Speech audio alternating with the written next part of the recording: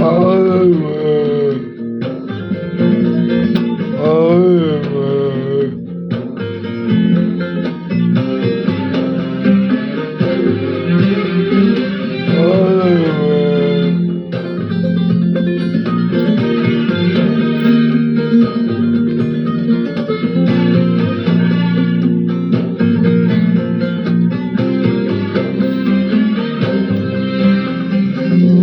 Bu dünyada senden gayri başka kimim var?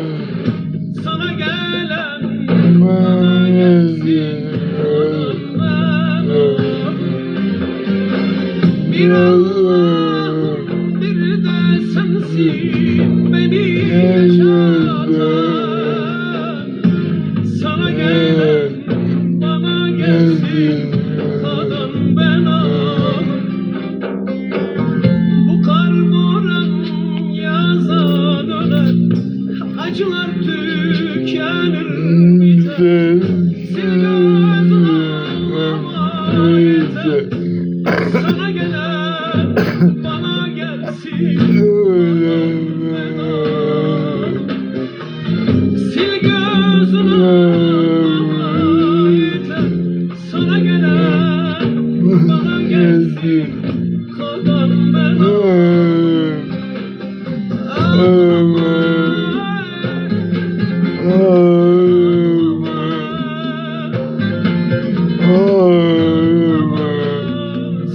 Sus ağlama.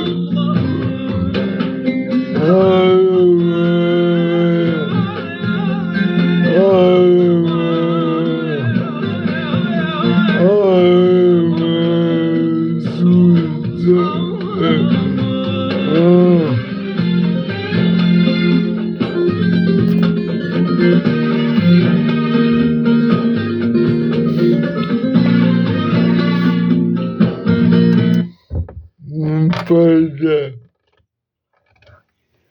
yarım annem için Allah onu başımıza eksik etmesin.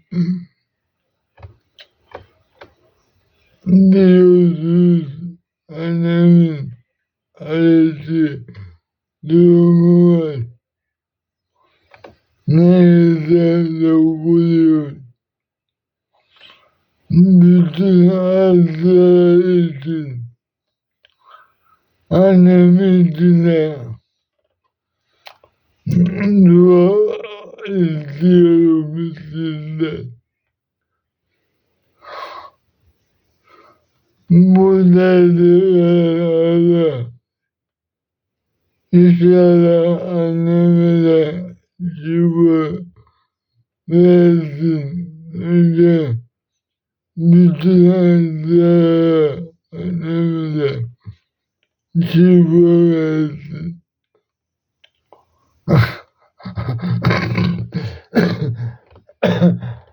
Allah'a emanet olun. İnşallah.